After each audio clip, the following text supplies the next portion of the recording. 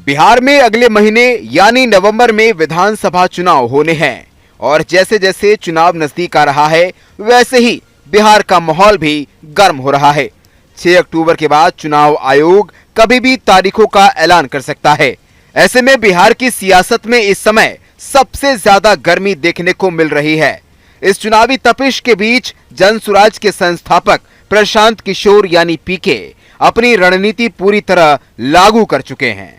जो पहले king maker बनने का सपना लिए थे, अब वो किंग बनने के इरादे के साथ मैदान में उतर रहे हैं। पीके ने बिहार की सियासी जमीन को समझने के लिए 2 साल गांव-गांव घूमकर लोगों को पहचाना और अब वो चुनावी मोर्चे पर पूरी तरह आक्रामक हो चुके हैं। पीके ने सबसे पहले आरजेडी के चेहरे तेजस्वी यादव को निशाने पर लिया, लेकिन जैसे जैसे चुनावी सरगर्मी बढ़ी, उन्होंने अब अपनी रणनीति एनडीए के दिग्गज नेताओं की तरफ मोड़ दी है। उनके निशाने पर जेडीयू के नेता अशोक चौधरी, जो मुख्यमंत्री नीतीश कुमार के करीबी माने जाते हैं, और बीजेपी के उप मुख्यमंत्री सम्राट चौधरी, प्रदेश अध्यक्ष दिलीप जायसवाल, पूर्व अध्यक्ष संजय जायसवाल और मंत्री मंगल पांडे हैं। पीके सिर्फ आरोप नहीं लगा रहे, बल्कि सबूत और दस्तावेज पेश करके सियासी माहौल में दबाव बना रहे हैं। अशोक चौधरी और उनके परिवार पर पिछले 2 साल में करीब 200 करोड़ रुपए की जमीन खरीदने का आरोप लगाया गया। पीके ने 4 जमीन के सौदे की लिस्ट भी जारी कर दी। अशोक चौधरी ने मानहानि का नोटिस भेजा, लेकिन पीके ने और आक्रामक तेवर दिखाए।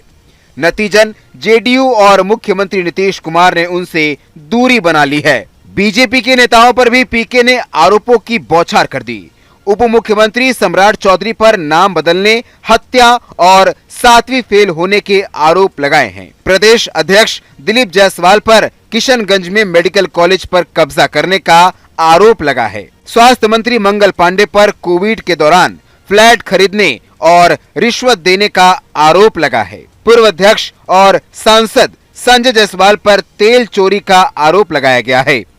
इन आरोपों के चलते बीजेपी और जेडीयू दोनों ही बैकफुट पर नजर आ रही है। पार्टी के अंदर से भी आवाज उठने लगी है। पूर्व केंद्रीय मंत्री आरके सिंह ने कहा कि आरोपों का जवाब तो देना होगा, नहीं तो सरकार और पार्टी की विश्वसनीयता पर सवाल खड़ा हो सकता है।